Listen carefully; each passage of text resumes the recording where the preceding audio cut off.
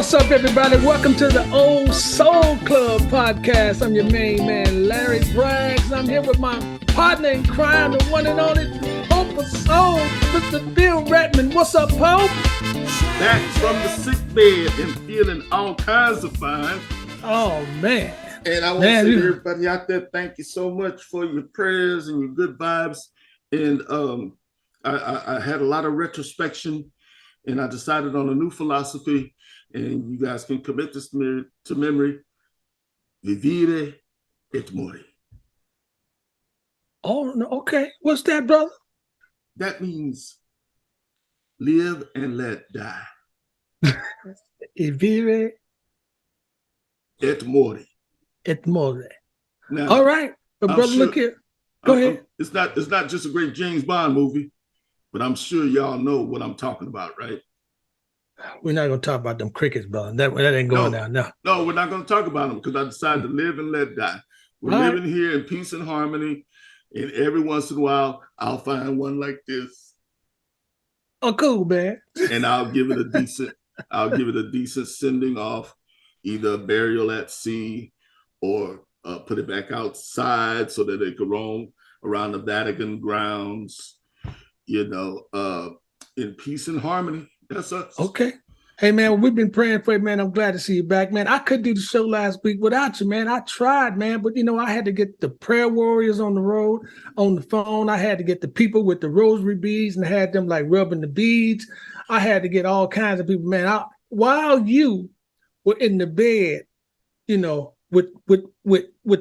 Vatican, and you had, like, your Cardinese who are, Susatorian, and your other Cardinese, Victorianian, rubbing your feet and feeding you liquor and soup and all this kind of good stuff. I was working, man. I had to get us a new guest for this week because you were laid up in the Vatican getting your feet rubbed and getting fed soup. But, that's cool. It's cool. I mean, you the Pope. You get to do that. You the Pope of Souls. No problem, man. But today, my brother, the show brought to you by Larry Bragg's Coffee, that's smooth, soulful roast, and also Blue Boy Music. When you absolutely, positively got to have your show done the right way, it's Blue Boy Music. I love it. I love it. I love it. Hey, man, we got a special guest. I got a special guest just for you, man. I had to get my own little vibe in there, man, because, we've been having these guitar players and keyboard players on here, man. Yeah. But I had to go get a singer. And not just any singer. I got one of the greatest singers, man. So I want you to bring him on. This is the one and only Mr. Tony Lindsay from the Santana band. He's just a legend of his own from the Bay Area. He's been doing his work forever. So just bring on Mr. Tony Lindsay. What's up, my good brother? What's happening? Hey, man. There we go. I'm trying to get that sun thing out of here. Trying to get that good angle, huh? You know what I'm saying? Hey, man, you look good, bro. Lighting. You look good. Yeah. You look good. Hey, man, I told him I had to bring on a legend today because we have been having on these keyboard players and these guitar players. I said, I need a singer, another great singer. And I said, I'm going to get Tony Lindsay, the great Tony Lindsay from the Bay Area. Many years with Santana, but he's more than just that. He's just a beautiful guy, and he's been a friend of mine for a while, bro. How you doing? Coming from you, that's a big statement, man. Because you're talking about somebody as a great singer. There you are. It's a pleasure. It's a pleasure. I'm serious. This ain't the first time that either one of us has said this to each other. So, hey, you know how bad you are. Hey, man, I appreciate that coming from you, man. That's awesome. That's awesome, man. I was pissed off when you left the Bay Area because putting together the group that we got, the Soul Soldiers. Matter of fact, we're going to be doing a gig tomorrow night, and you definitely going to be one of the ones on the list to do that with us. Hell yeah! Now, who's in the Soul Soldiers now, man? Is yourself? Me and Fred Ross and Janice Maxie Reed are the three lead singers. Woo! Janice Maxie Reed, who's another beautiful keyboardist and vocalist in the Bay Area, and also Fred Ross in there. So. We tried to get Fred on the show, but his schedule didn't allow him to be on today. So he ain't doing nothing. Hey, Tony, this is my partner in crime, the Pope of Soul, Mr. Phil Redmond up there, man. And the Pope of Soul. The Pope just doesn't know your just your background, man, your discography, your bio, what you've done. Hey, man, listen, Pope. This guy actually really he was influential of giving me my first gig in the Bay Area. He was touring with Santana, and they needed a sub. Are you kidding? Yeah, they needed a sub. Is that how that happened? That's how it happened, man. You was on tour. I had just got to the Bay doing my thing, and I found out you needed a sub at Harry Denton's Starlight Room. Yeah. I was your sub for Harry Denton's Starlight Room, man. That's how I got. I never freaking knew that. That's how I got in. That's how I got in the Starlight Room, man. Nobody told me any of that. Because Fred Ross didn't tell you. Fred Ross never told you. See, that's why we don't have him on the show. That's why we don't like him. And that's why he ain't on the show. You know what I'm saying? And see, we could talk about him like a dog if we want. He won't even know. He won't know. Tony, man, I mean, you've been doing it for so long, man. I mean, you just had a beautiful career, man. You know, the stuff you did with Santana, the things you do in your own solo career. Now your solo career is like man, it's starting to blow up, man. It's getting crazy, man. My single True Love, which is off of my new album, Soul Soldier. So now True Love is going to be the 4th #1 single that I've had off of this record so far. Wow. And I'm in #2 right now behind Shaka Khan. Wow. And either this coming week or the week after that, I'll be at #1. Phil, he already said it. He put it out there. He going to #1 after this week. Oh yeah. Oh yeah, it's going. It's one of those. This tune, the other tunes that I had, they kind of moved a little bit faster up the chart. Yeah. But this one had a steady, slow climb, man. It just kept on going up and up and up, and now it's at #2, right behind Shaka. Oh, that's great, man. That's wonderful, bro. What kind of company is that to be in? It's like, geez. I was gonna say, I love the way you giants in the industry giants are just like us people too. First of all, this one over here refers to your storied career by being the lead singer for the Santana band. Y'all a cover band, you know, the Santana band, you know. As long as I've been on this earth, it's been Santana. That's also true. But even with him, with Tower of Power, man, it's like, you know, we ain't talking about him yet. And you, Mr. Lindsay, gonna refer to your tune as beating up on Shaka Khan. Look, I'm gonna need y'all to not be so human now. They're just making me feel all kinds of warm feelings inside. You know, stars are like us. I go around telling everybody stars are like us too. But you know what? I don't consider myself a star, man. You know, I just love what I do, and I'm really grateful and thankful that, you know, doing that Santana gig, it has it's opened a way for me to really get my own stuff out there. You know, and people are always asking me, you know, would you go back to Santana if he asked you? I said, you know what, we'd have a conversation about it. I ain't gonna say no. Right. Yeah. But we're gonna have to do things a little bit different now. You see? Because I done made some ways for myself that I don't think I want to turn around and go back at this point. Absolutely. But that has happened before, where you left and then came back or invited back, right? Yes. Yeah. So that's always kind of cool. Yeah, my count is he's left Santana and came back 475 times. And you know who got me beat? Alex Lidgerwood got me beat on that one. Yeah, I looked at he's 623.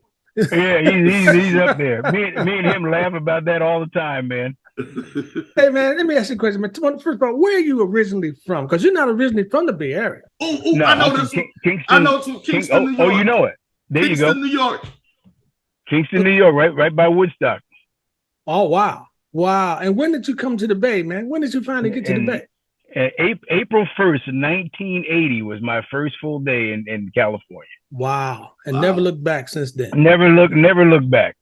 Right. You know, my mom, I remember my mother, man, she was like, oh my God, you moving all the way out there? I said, you know what? If I do my absolute worst and have to live on the street, at least I'll be warm. There you go. At least you be warm. Because back in New York, well, you know how it is on the East Coast, man. It's cold as you know what up there, and especially in upstate New York. Right. He can be homeless in California and still make it. I'm telling you, but you know what? That's changing now because it's starting to get a little chilly out here. Yeah, man. That's... We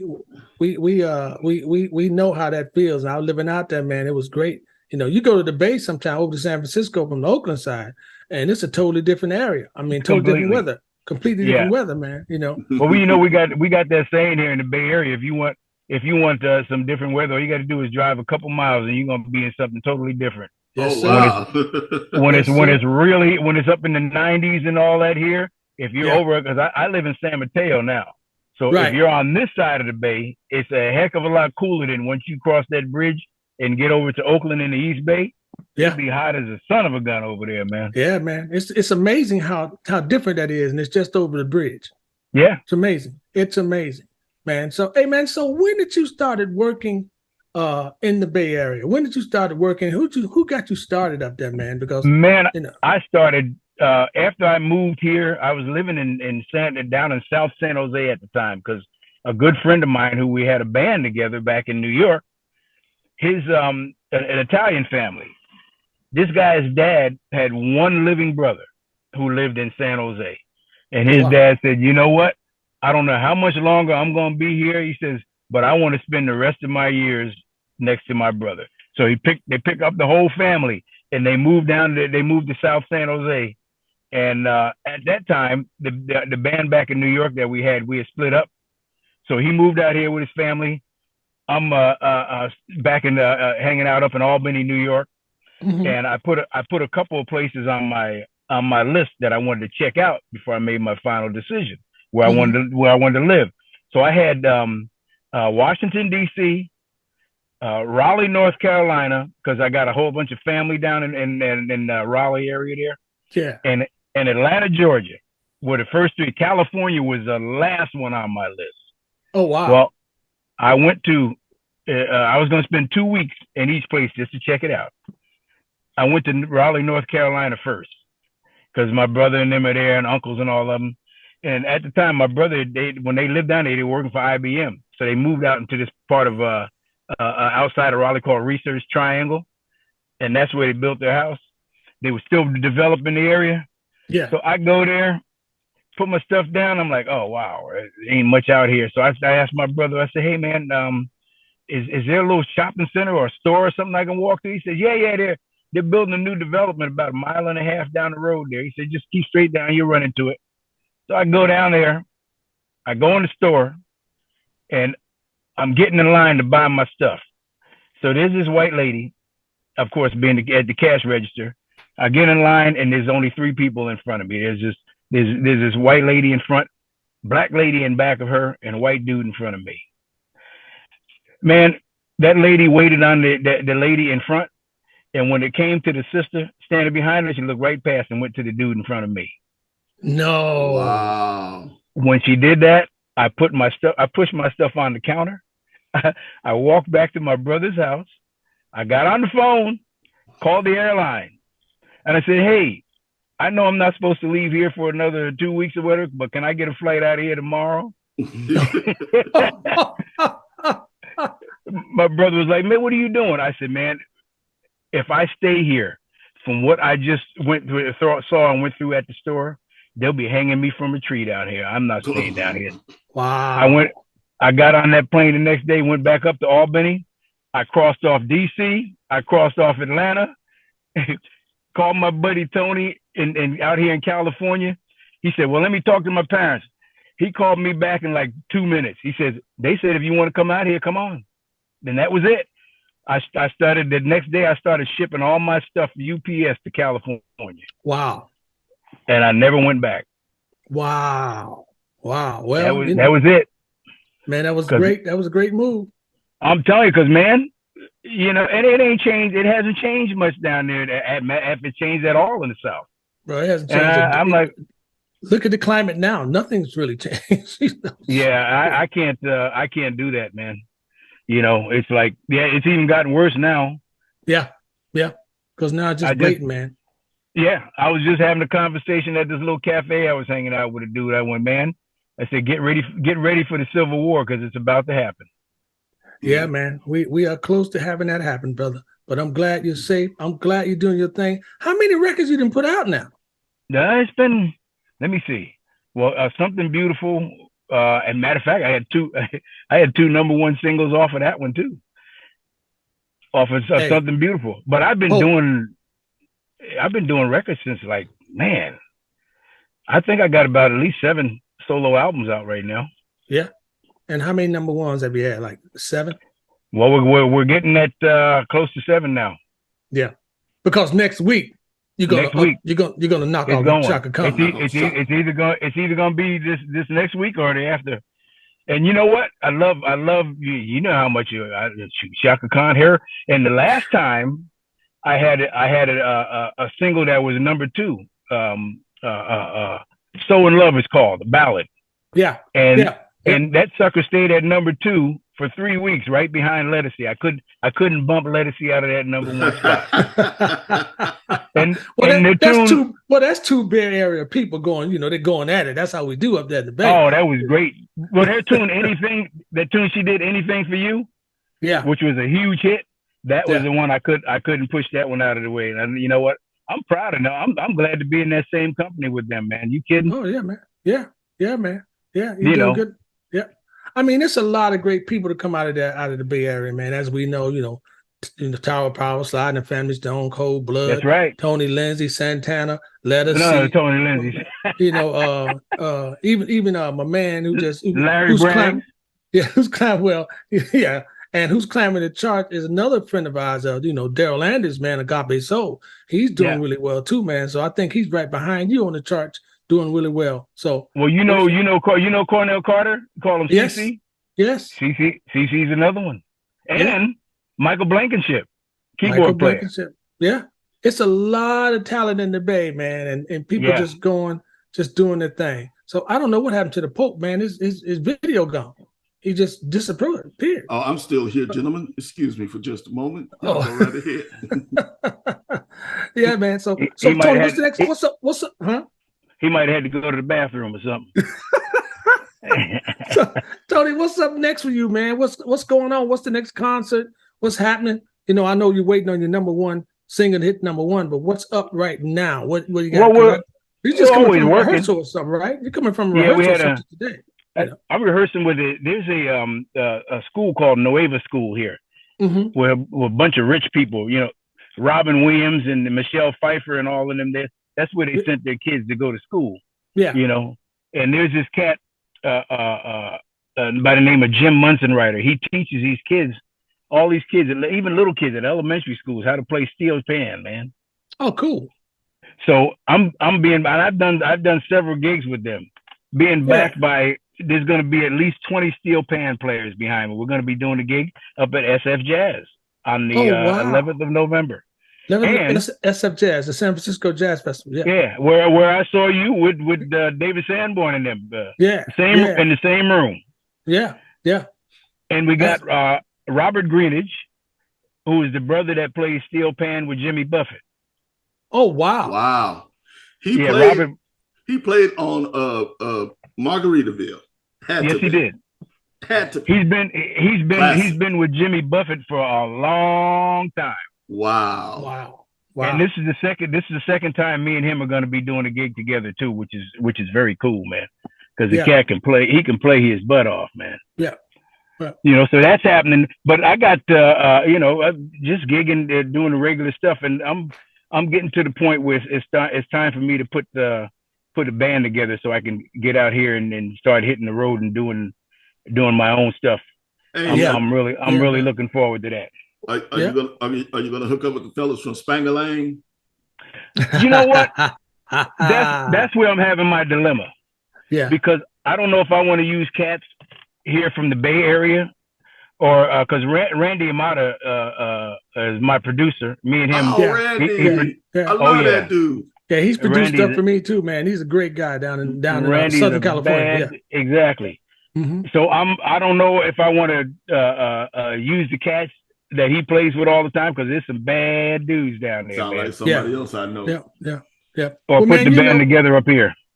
As they say, man, you always have to get the cats for the job at the time.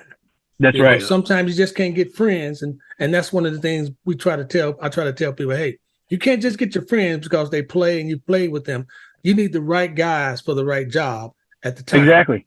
Yeah. So I think it doesn't hurt anybody's feelings. It's just that, hey, I need this guy for this job. That's it. So that's it. Yeah. So man, we're proud of you, man. So yeah, it's wonderful what you're doing for giving the music back to the people, as I like to say. Yeah. But speaking of collaborations, one of the ones I'm most interested in, you did a duet with Angela Bofield, the love of my life. So first of all, let me just tell you, Tony, this man loves Angela Bofield to the point that he was going to leave his entire family of 24 kids and 24 kids and 2 wives to just go see an Angela Bofield concert. That's how much he loves Angela Bofield. Wow. Now, I haven't seen or talked to Angela, and is she still? Hopefully she's still alive. Oh, she's still with us. Mm-hmm. She has her health challenges, and but she seems to be doing quite well. Yeah, because she was here in Northern California. I think she might still be here in that case. Mm-hmm. Yeah. It was with some Angela. It was some sort of Philharmonic show, right? A show with the Philharmonic Orchestra. Yeah, it was. Narda Michael Walden, of course, put that together. Yeah, who's another great Bay Area producer who's produced for everybody like Aretha Franklin, The Temptations. He's done it all. So all the stuff. Yeah, he's done it all. Whitney Houston, Mariah Carey. Mariah, yes, man. He's done all the great. Done a ton of stuff, man. Yeah, he used to come sit in a while. Every now and then you see him pop up at a show, and he comes sit in on drums and do his thing. And, just a great guy, man. Just a great guy all around Bay Area cat. And he really digs you. He said, he's quoted as saying, we know Stevie Wonder, Ray Charles, Donny Hathaway. Mm-hmm. He said that Tony Lindsay deserves to be named amongst that group. Wow. You know what? I mean, that's big. You know, I'm gonna tell you, he was doing a session at his place one time, and he had me come in. They were doing back. I forgot what the heck the tune was, but it was for Smokey Robinson. And Smokey was there at the studio, and Narda was saying this kind of stuff. And I'm looking at him like, man, do you realize the kind of singers that Smokey Robinson been hanging around and producing? I'm like, you got to be kidding me, man. No, man. Truthfully though, man, when I first heard you, and people used to always, when I got to the Bay, they used to say 3 names. It was like, Fred Ross, Tony Lindsay, and Derek Hughes. Ooh. And when I finally heard, I said, who's this guy, Tony Lindsay? So I finally got to hear you, and I was like, oh my God, this dude got the smoothest voice. It's just so smooth, man. I mean, it's like, I used to say this about Marvin Gaye, but Tony Lindsay opened his mouth and his voice, man, it's like the wind blower is so cool, so. See, coming from a cat like I'm gonna tell you, man, I love it. There's so many haters out here when it come to a lot of singers. A lot of cats get intimidated with stuff. I ain't never been like that. I love being around great singers because I'm trying to listen to see what the heck I can steal from you guys. Yeah, that's the same here, man. That's and what we Kenny do. Washington's another one here in the Kenny Washington. I'm sorry, I forgot to mention Kenny Washington. Man, that dude can sing his butt off. Yeah, Kenny's an instrument, man. He's kind of like an Al Jarreau kind of instrument, man, when he's singing. Exactly. I don't know why he hasn't really got his just due. I don't know what it is. Because he's not one of those guys that are one of those get out and get the thing. Kenny kind of sits back and let people do things for him, and somebody calls him, he'll go ahead and do a gig. But he's not like us. He's not going to get out there and hustle for it. Yeah, I never think he was like one of those hustle guys, because we're hustling, man. We don't mind getting out there and hustling the gigs, and we just love to perform. First of all, yeah, So see, I like getting out of the house too. So right. So I'm definitely gonna be hustling. I'm hustling all the goddamn time. Yeah. So man, so who who is like one of your influences, man? Because we talk about these things, and I want to know who are your influences, because I never knew who influenced you. Because I hear so much other stuff in you, man. I hear Lou Rawls in you. I hear all kinds of other stuff in you, man. You just have this really just smooth voice, And sometimes I just hear all kinds of people in you. You're not a baritone, but I just hear that quality, exactly. That smooth quality. Well, it's like you said, with Lou Rawls, Donny Hathaway is number one on my list, man. Yeah. I love that cat, and definitely Lou Rawls.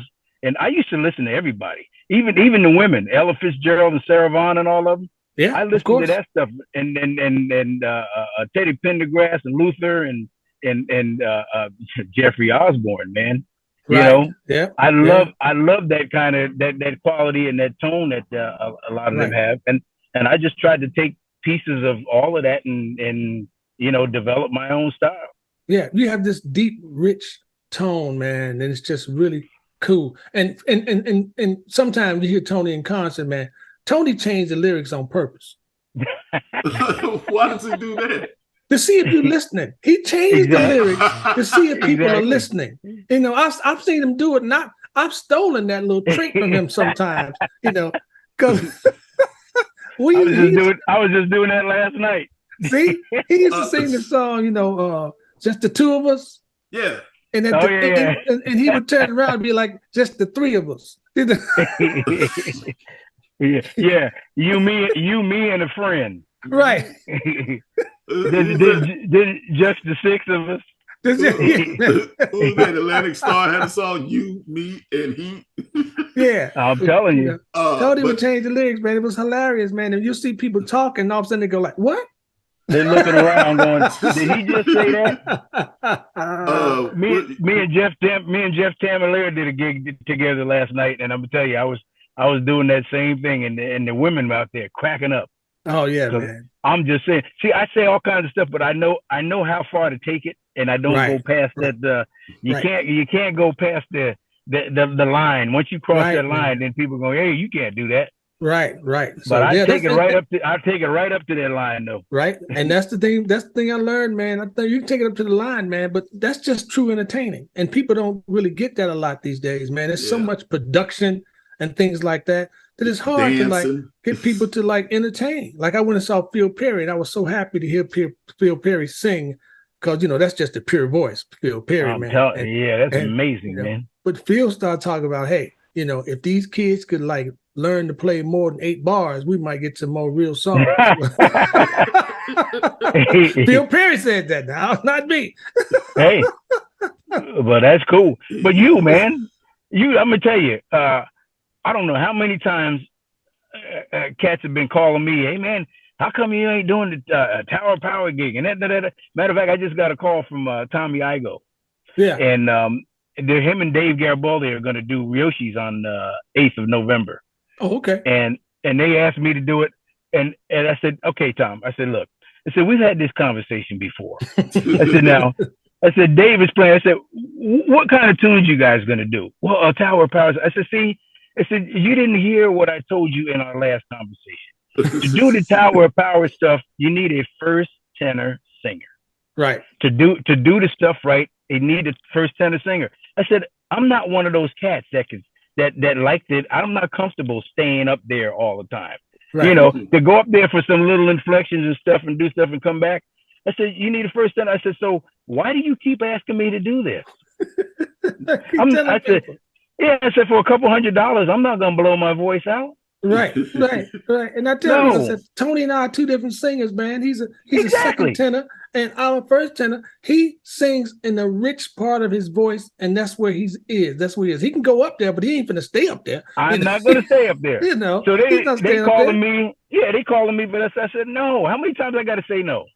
I'm not gonna do that because I have respect for the music. Right. And I don't want to get up there doing stuff and to be trying to and then have to change the melody and stuff to fit my voice. I don't want to do that because then you're not doing the song. No, you're inverting all the notes and all this kind of crazy stuff, man. And it doesn't sound good. Then people looking at you like, why is Tony trying to sing Tower Power? Exactly. You don't need that whole thing either going on. Either either that or like, God damn, he sound like shit. You know, and I don't need that at this point.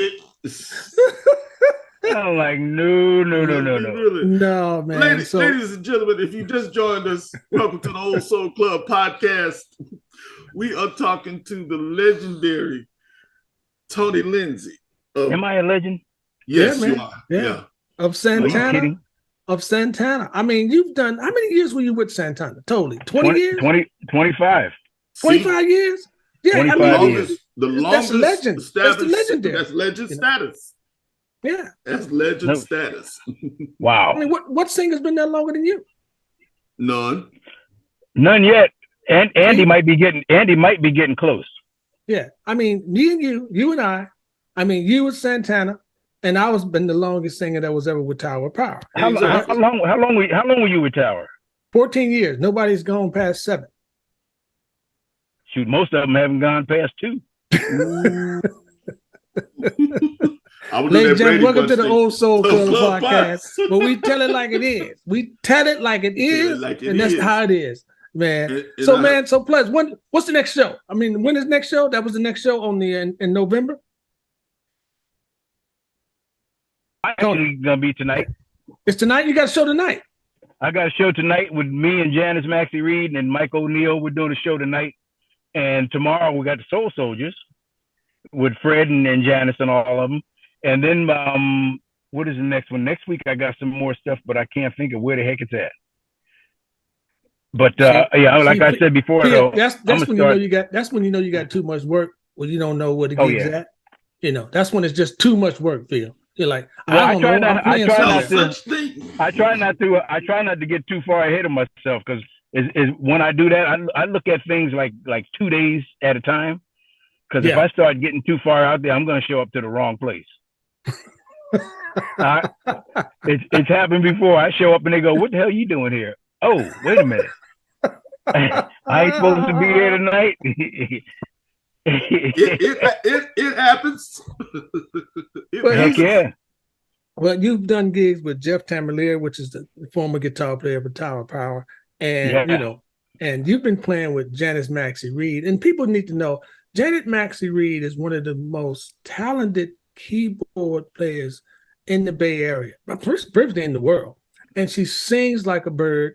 And me and Tony and Fred been chasing her around for the last 30 years. You know, we follow her around all the time. We love her, man. She's such a talented person. And Tony, she's been playing with you now for like years, man. So she's the one that was giving people like Lettucey and a whole bunch of people that she was giving them lessons back a long time ago, man. Yeah, voice lessons and all that, and keyboard lessons, man. Janice is a trip. Around. Yeah, she is. She's an amazing talent, man. But she's always been faithful to the Bay Area. You know, she plays, but she was a teacher. She was an educator for years too. Yeah, I think she's still doing a little. She cut back a little bit because she got a lot of stuff on her plate now, but she's still hanging in there. And what's Larry Braggs doing next? Hey, man, well, you know, I'm still doing, man. I'm working on, I got a show coming up in D.C. and Virginia. I'm working out. It's at the. I saw that at the winery something. Yeah, the City Winery. That's coming up. And then I got another show coming up, man, at the Tin Pan. Wow. Shortly after that, then I'm going to Punta Cana Jazz Festival. I'm playing there, the Warren Hill show. And then I go on the Smooth Jazz Cruise for 2 weeks.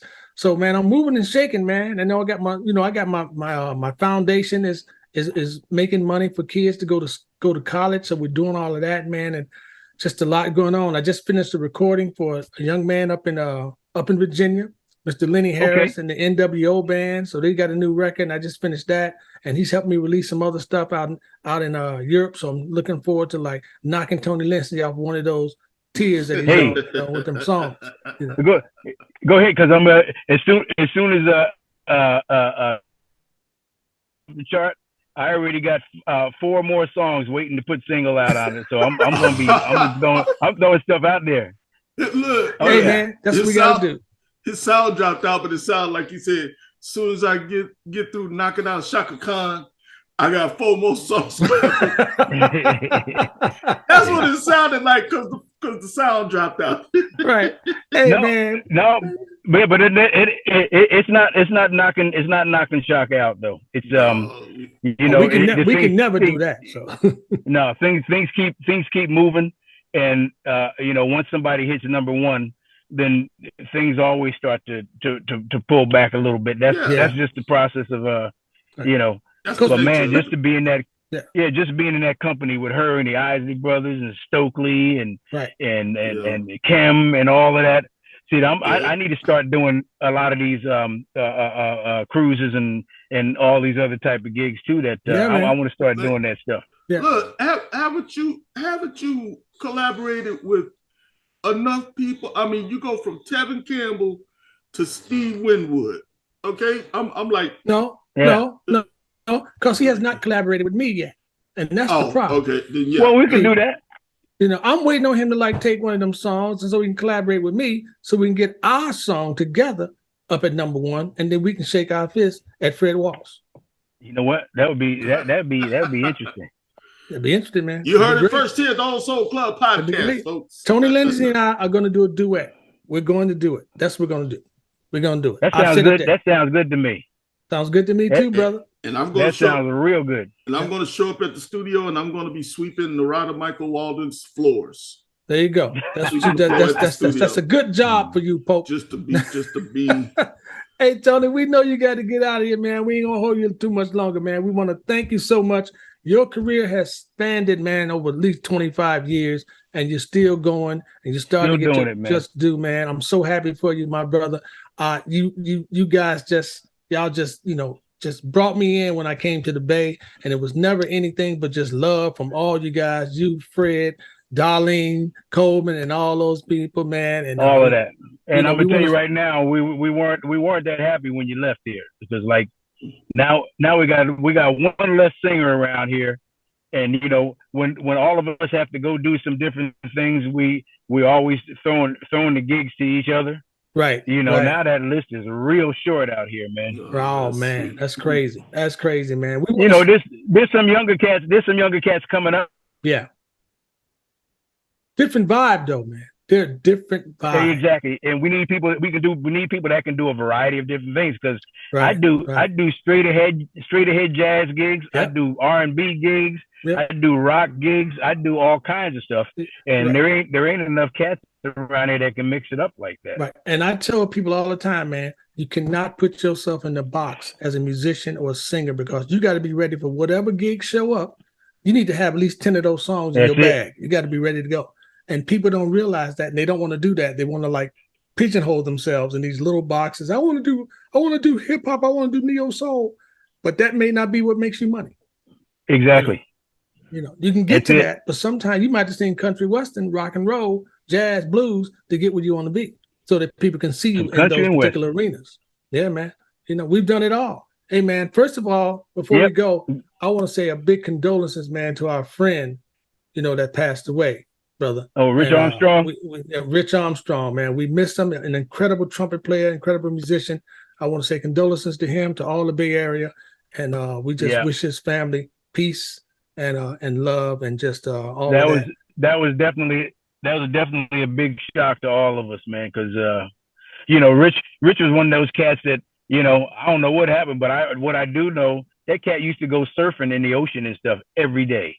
Yeah, and be out in the wilderness, rock, all kinds of crazy stuff, exercising. I ain't know anybody that was in better shape than him.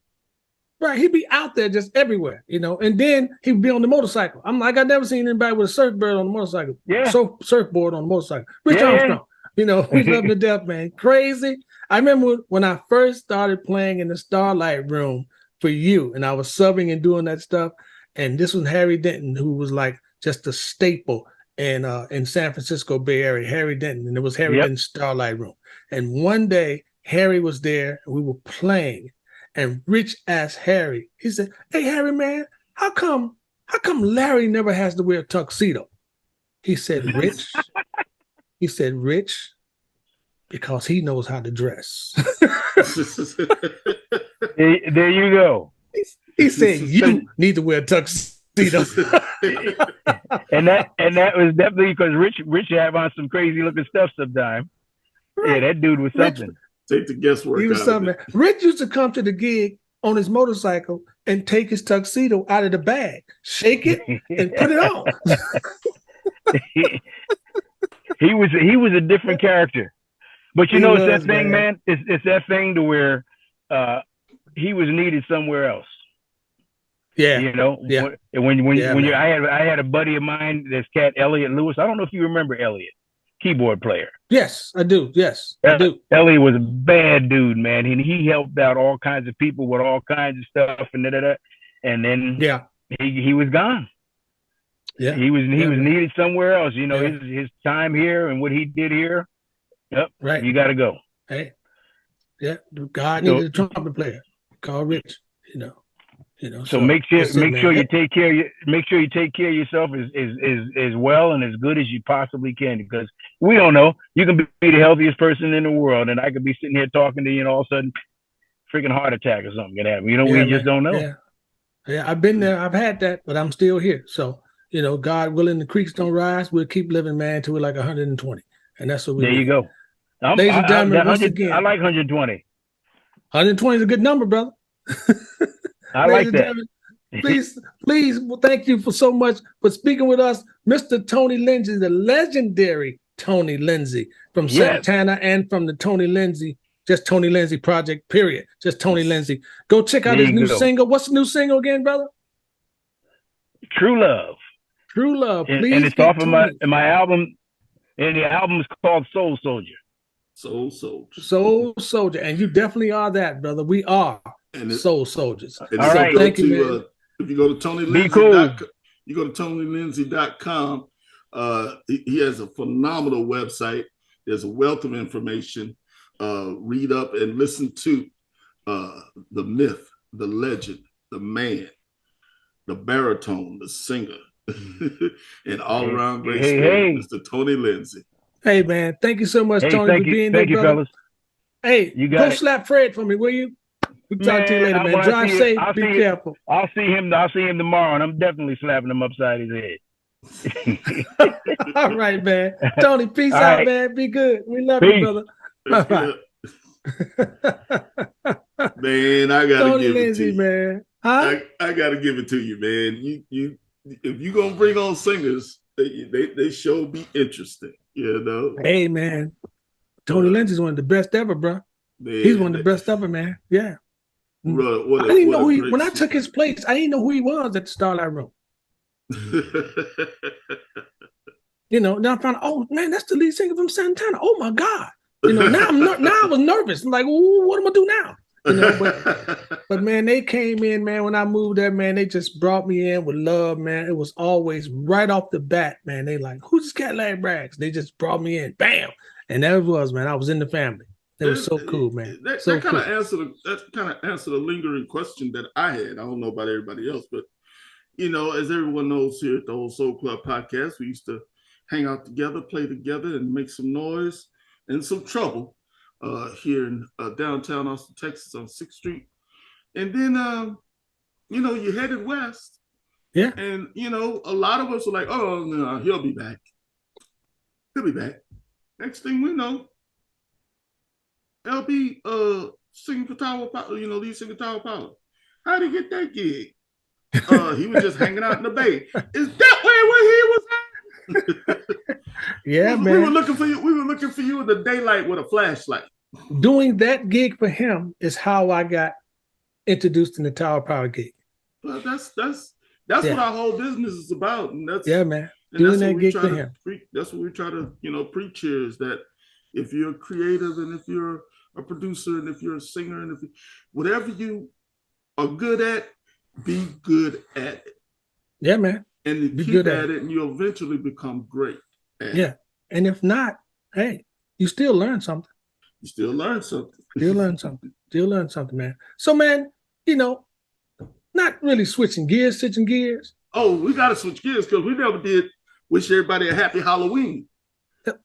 I mean, I know that's right. I know it's happy Halloween to everybody. I hope you had a great Halloween, man. And, you know, look here. There's so many goons and goblins running around my neighborhood, man. And I was afraid, you know, because, you know, these day and times, you don't know if it's really a a Halloween costume or somebody coming to get you. Yep. So, you got to be ready at all times, man. You got to bring your toolkit with you when you're going out on Halloween. You got to have your toolkit ready. Just have your toolkit with you. And so you know what I do? What you do? Every year, I buy candy, for the kids. Now hold on. But go ahead. But then I don't open my door. See, so really you're buying the candy for yourself. I buy the candy for the kids. Phantom kids. Potentially going to be knocking on my door. But when they knock, you don't open the door? Hell no. You don't know who might be out there. So why do you buy the candy? Because I like candy. See, that's that's the truth. See, you and Selton Cole. See, you buy the candy for Halloween.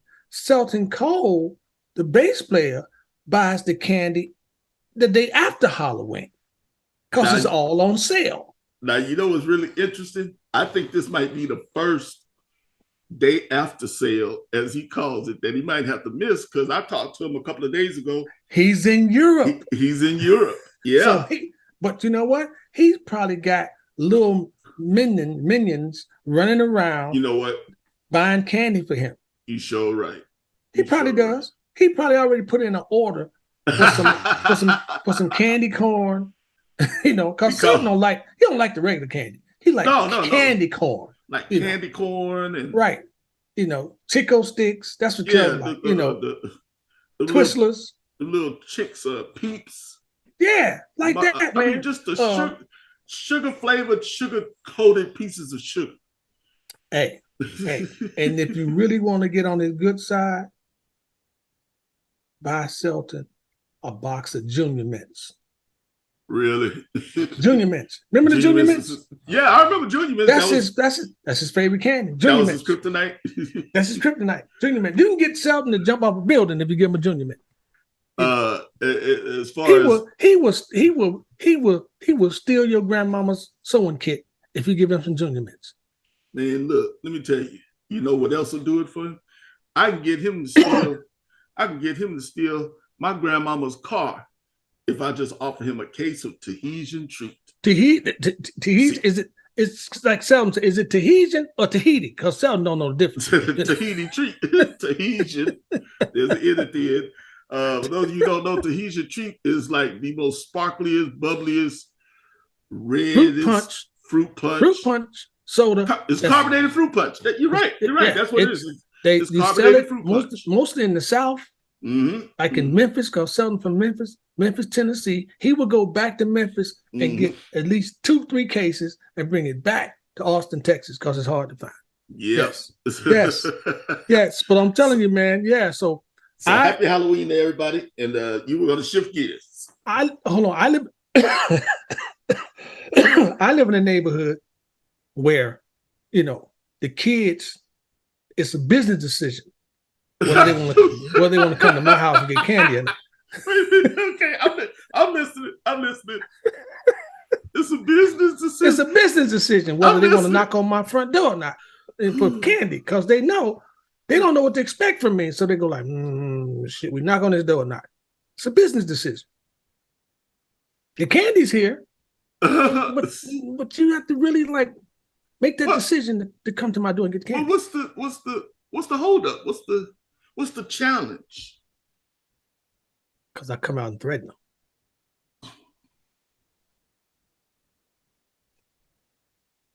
You got 365 days to torture children.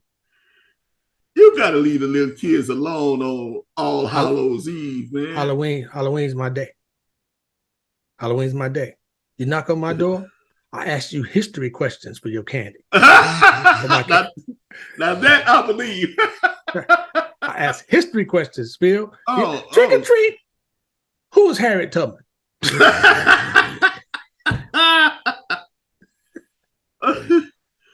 or treat. Where's Frederick Douglass from? You can't do this stuff. So it's a business decision. They know they got to have the answers to these questions. I have great candy, Phil. I don't give out the little Snickers, Phil. I have the big candy bar. Oh, the whole bar. So, oh my. I got a big bar. But you got to answer these history questions that I give you, Phil, when you knock on my door. I see. Have you had much of a success rate? No. So you basically buy the candy for you too. No, I just here. Get out of here. Take the candy. You need to learn some history. Oh, thank you, Mr. Brown. No, you're welcome. Get out of here. Now tomorrow, you better come back with that answer. See, now you inspired me. Next year, I think I'm going to open the door finally, and I'm going to have a code word, and the code word going to be I'm going to open the door. Freedom Train. No, we're going to open the door and say, "Who's the Great Pumpkin?" See, Phil, because this year I was on my African American museum kick, right? So I was giving all kinds of stuff, I was asking all kinds of I was critical race theory. You said, "Doggone it, we're gonna have critical race theory." If I gotta lay down on the railroad track, the tracks of the Underground Railroad myself. Right. Yeah, man. So I had a history question this year. I had a list. That's pretty good, man. Right. I had a list. I gave out pens and paper. Said, answer this question before I give you this candy. I could have answered the Harriet Tubman, but man, I don't know about Frederick Douglass. That would have been a head scratcher for me. Hey, man. Hey, bro. Hey, I was giving out. Hey, bro. I had questions. Phil. Serious questions. Who was W.E. Du Bois? Man, just torturing the kids, man. How many peanuts did George Washington Macabre use before he figured out how to do these peanut oil? How many did he use? How many peanuts did he have to use? Where did he get these peanuts? See, that's the great thing about the Old Soul Club podcast. You hit them with the real history, and I hit them with the pop history. My questions would be like, how many licks does it take to get to the center of a Tootsie Roll Pop? See, Phil, they would leave you right there at the door because they're going like, what is wrong? This man, they'd be going, stranger danger and running from your doorway. Oh my God, that's a candy-related question. Stranger danger. They'd be running, Phil. They'd be running. How many licks? You can't say that. You can't say that, Phil. The kids would be running. Mom, stranger danger. Ask me how many licks. What? Yeah, see. Okay. Yeah. I feel you. Okay. Yeah, you can't ask that, Phil. This is not, no. These kids, Phil, they're too soft. You can't ask those kind of questions. What's wrong with you? This is not 1975. You can't ask those questions, these kind of kids. No. Man. No.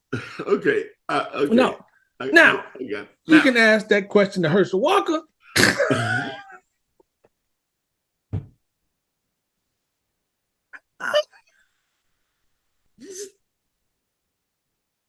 Neil, I'm sorry. I had to slip it in. I had to.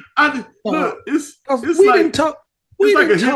like a hit from your mama. You know it's coming. It's coming. It's coming. I just didn't see it coming. Like, pow!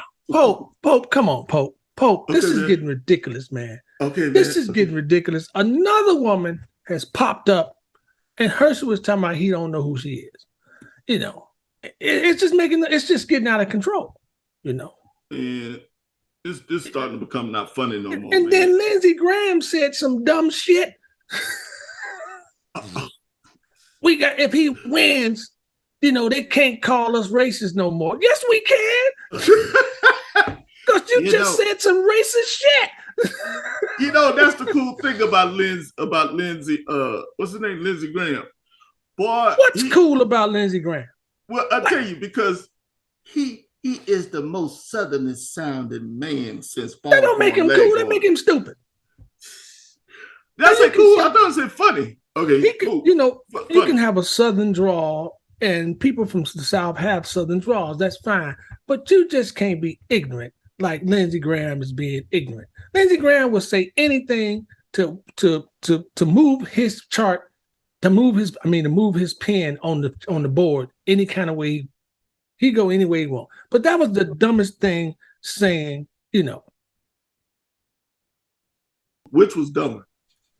Lindsey Graham or the police chief or sheriff who stood next to Herschel Walker in a press conference saying, I was the one that empowered Mr. Walker with his badge. That I don't care about that. That's fine. That's fine. That's the truth.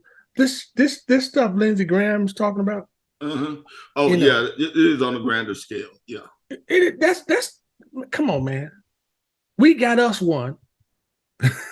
You've been saying that. You've been saying, oh, don't forget, voting, I believe early voting is over. Election day, midterm elections next Tuesday, y'all. Next Tuesday. Now, by the time you see the old Soul Club podcast next Tuesday, it'll be on that day. So we're giving you a week advance notice. Election midterms. Get out and vote. Get out and vote. Get out and vote. You need to vote. You know, we need to vote, man. You need to get out there and just support your candidate. Like I said, don't think about Democrat, Republican. Think about the policies that's going on. Think about what's happening to the world around you. Think about what's being taken away or trying to be took away from you as a citizen, and vote that. Vote that, because if the woman's right to choose is being threatened, you need to vote against the people who's trying to do that. If the economy is your problem, look at the facts before you go and just vote and say the economy is bad, because the economy is making some strides. I mean, people are struggling. They're always going to be that people that struggle because of this, because of that. And we need to do a better job, and we are trying. I mean, but when you look at it, we came out of a crisis, man. We've come out of the COVID crisis, and we try to rebound from that. Now we got a war going on that has us drugging into, not just us, it has the whole world drugged into this war. Yeah. This is not one man's fault. Yeah. It's not one man's fault. And it's a world problem.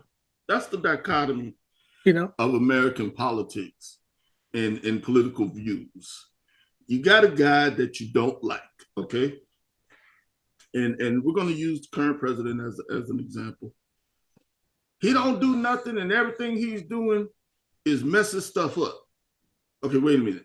Is he not doing nothing, or is he doing too much that's messing stuff up? Because if stuff is getting messed up, then he's doing something, and that's called a try. First of all, he inherited a mess. Whenever there's a Democrat that comes into the office, I'll put it this way: anybody that comes in the office after a Republican, look back in your history, almost always inherits a mess. Phil, I'm just saying, listen, say you have a little brother. Which I do. He completely goes in the room and destroys the whole room. Your whole bedroom. I mean, it's just turned upside down. Everything's all over the place. Nothing's worth. The mattress is all over the place. The covers everywhere. Everything's off the dresser, out of the drawers, all over, just everywhere, right? Right. And then you come in the room with your mother. And your mother said, Phil, you better clean this room up. Yep. And you like, but I didn't do it. No, this is your room. I need to clean up this room. I mean, you inherit a mess. Very detailed, brother. Yeah. You inherited a mess. And you're going like, I need to clean this up. Now, no matter how you clean it up, your little brother is still messing with you. Talking about, he messed all that up, mama. Knowing you didn't do it. But he keeps saying, he messed all that up. I told him not to do it. He messing it up. Look, ain't nothing right. Ain't nothing in the right place. It's all messed up because of Phil. He was here. He should have known better. He should know how to fix it. You little. Ooh. And that's what you got, man. That's basically you got. That is the gist of what's happening right now. You come in, you inherit a mess, and you're trying to fix it. But no one person, unlike the last guy who said, only I can fix it. Well, if breaking it is fixing it, then he fixed the shit out of it. Cause it's broke. It's broke, bro. I mean, Uncle Joe he's moving at a slow, steady pace. There's things happening, even though people are trying to like put roadblocks in the way. There's still things happening, and we should be speaking on those good things a lot more, because you're kind of like back in the room, you clean it up, but you're saying, yeah, Mom, we're taking care of it. Instead of saying he did it, right, I fixed it. Mama, he took all this shit out and then I'm putting it back in there. But we just go, okay, we'll fix it, blah, blah, blah, blah. And that's what's wrong. Now, when it comes to, Herschel and Senator Warnock, I understand. The man's trying to be a decent man. He's a minister, he's the pastor of, Ebenezer. Is it Ebenezer? Yeah, it is. Baptist Church? It's actually in Georgia. And you know what it is? It's actually Dr. Martin Luther King. Yeah, it's Dr. King. It's Dr. King's. He took over that church. Now, he's trying to be a decent human being. Nobody's perfect. Nobody's perfect, but the only person perfect is the Most High. He's the only one that's perfect, the Most High. Now, the man's trying to be perfect. I'm trying to do the best he can, not be perfect, but he's trying to do the best he can. He has his own faults because he's a man. I mean, what man doesn't have his own faults? But listen, he's not going to put these hands on Herschel like he wants to figuratively. He ain't gonna put them hands on Herschel like Herschel need them hands put on him figuratively. He ain't gonna be just it's another black man. That's what they want, pitting them against each other. He's not gonna do that. That's for the people around him to do. But Herschel he's not the guy for that job. And for Lindsey Graham to say that dumb shit he said, why they down on this man? It's another black man. So now if he wins, they can't say we racist. Lindsey Graham, you're about the dumbest person I've ever seen. I don't care what school you graduated from. That wasn't even a dog whistle. and that's the final word from the Old Soul Club podcast. Old Soul Club podcast. Y'all get out and vote, man. Go out and vote. Get out there and vote, brother. That's a lot of things going on, man. That's a lot of things. But I need people to vote, bro. I need you to stay well.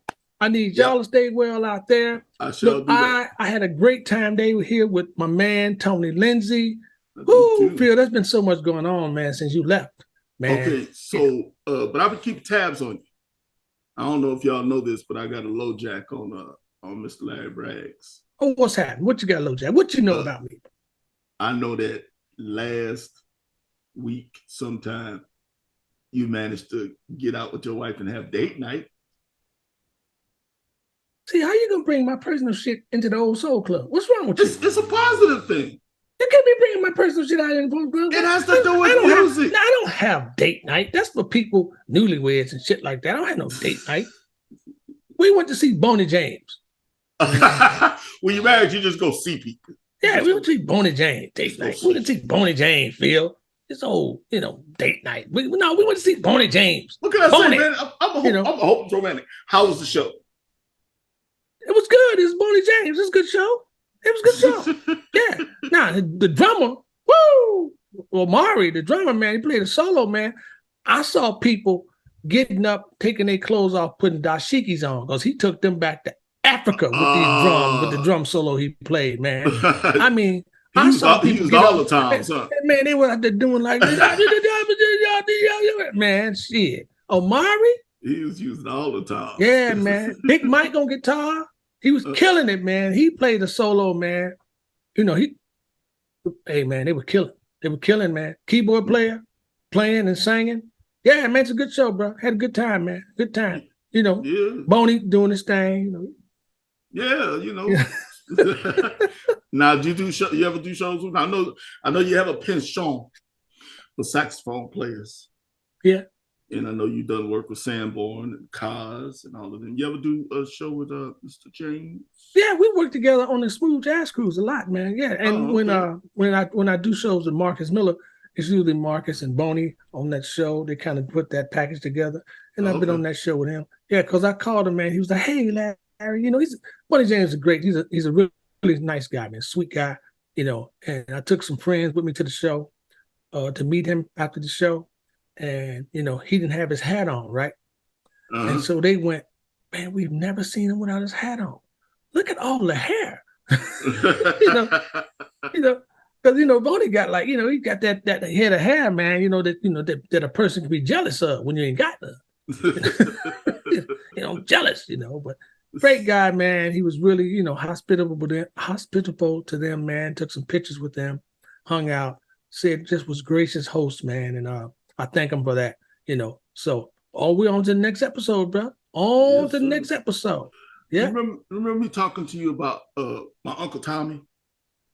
Not Uncle from Martin. Uncle Tommy, the innovator. Yeah. Yes. Self-starting car long before it was. Mm-hmm. Well, I remember one time going over to Uncle Tommy's house, and this was long before karaoke tracks were even invented. Yeah. And he had built a machine that would play the song, and then he'd do something, and the vocals would disappear from the song. Now, they didn't disappear completely. I guess it's I know now that it's an EQ thing that you do, and it puts the vocals out of phase so that they have the appearance of being gone. Right. Man, I don't know if you know, but for a while now, they've been working on AI software to do that. And the DJ equipment company called Serato. Are you familiar with them? No, but now I am now. Mostly all DJs. We include y'all amongst us, brothers. Most all DJs use Serato software. You know how they spin the MP3s on the laptop, don't even have to have any platters. I'm showing my age. Any vinyl is what I meant to say. Right.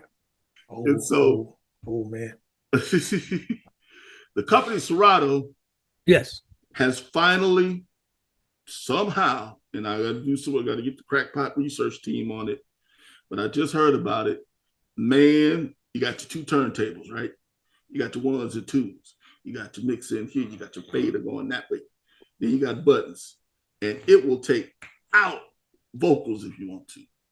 Take out the drums. Take out the bass. Take out the vocals. Take out the rest of the music. Only if they were separated in the track, though. No. That we separated. No, that's exactly what I'm talking about. You take the original 2-track stereo, MP3 or WAV file, and without them being stems, take it all out. I mean, now on the one hand, and I want your views on this in a minute, but on the one hand, I think it still forces DJs to be creative because it's just like the drum machine. If you got a drum pattern, just go boom, tat, boom, tat, people are going to boo you off the stage. If you're a DJ and you have this capability and you just, do an acapella of, day after Halloween, say you do an acapella of Thriller, But doesn't that work? But doesn't that work only if things were put left, right, and center in the music? Because, Quincy Jones and Babyface records that way where things are left, right, and center. Right. That's the only way that can happen.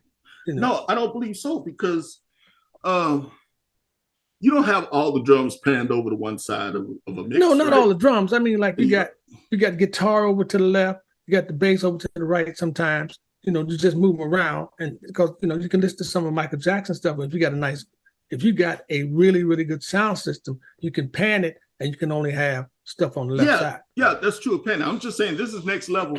This next level AI software. Okay, I already don't like it. Okay, that's all I want to know. But look, I saw a dude do a mashup of Thriller, just the vocals, mashed up with Monster by Cardi B. It was cool. Hey, look, man, I know we the old Soul Club podcast. I'm just saying. We can't just always be about the old stuff, man. I like the new stuff, but sometimes you can't put hot sauce on chicken. Yeah. I feel you on that. I feel you on See what I'm saying? That's all I'm saying. You can't put hot sauce on chicken sometimes. Yeah. You can put. Can't do that. You can put hot sauce on. You can't put salsa on a hamburger. What? Salsa on a hamburger? That's what I'm saying. You can't put salsa on a hamburger. Okay. All right. I'm getting. That's all I'm saying. Sometimes things shouldn't be mashed up like that. You know. Okay. So maybe you can help me out. That's funny because I was just thinking about this. I love cheddar cheese. So if I how did we get on? Go ahead. This is a quick question. Mm-hmm. If I make a ham and cheddar cheese sandwich on wheat bread and put spicy mustard on it. First of all, you shouldn't even be eating that. That's nasty. That's just nasty, Phil. That's just nasty. I heard that, cheddar cheese on ham with mustard. You shouldn't even eat that. That's nasty. That's a heart attack waiting to happen in about a few minutes.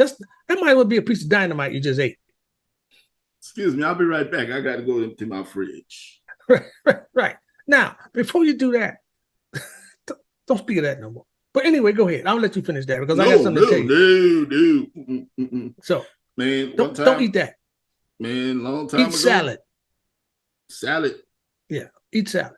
You know what my favorite meal is, though, in case you didn't know, was stuffed salmon with asparagus. That's nasty, Phil. What's nasty about salmon and asparagus? Stuffed salmon. You got the asparagus stuffed in the salmon? No. In the salmon? No, the salmon is stuffed with seafood like crab meat and. Why do you need to stuff something that's already seafood with seafood? It's a delicacy. It's a mess. It's like the room your mother just told you to clean up. I can't win for losing. Hey, look, man. Hold on. But listen. Back to the AI.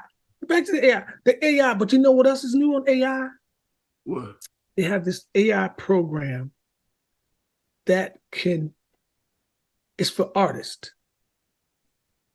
And you can tell the AI program, hey, I want to make a photo of Paul McCartney in, Picasso era.